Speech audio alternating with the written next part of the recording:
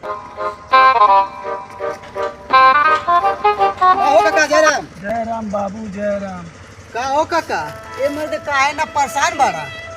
का बताई बाबू, ऐसन बीमारी हमके हो गई बा कि ये बीमारी हम कैसे कैसे छिपाई हमके समझ ना आए।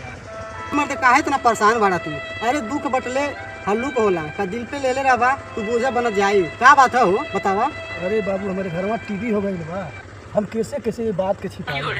बस मर्द काका बस छुपावले वाली कौन बात बा हो। तोरे घर में टीवी हो गई तो हमने हमार सिनेमा एकदम गदगद हो गई।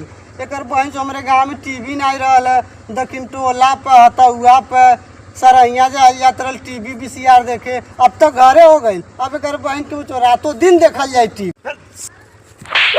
वाहन चोट कहीं के देखे वाला टीवी की बीमारी वाला टीवी है रे।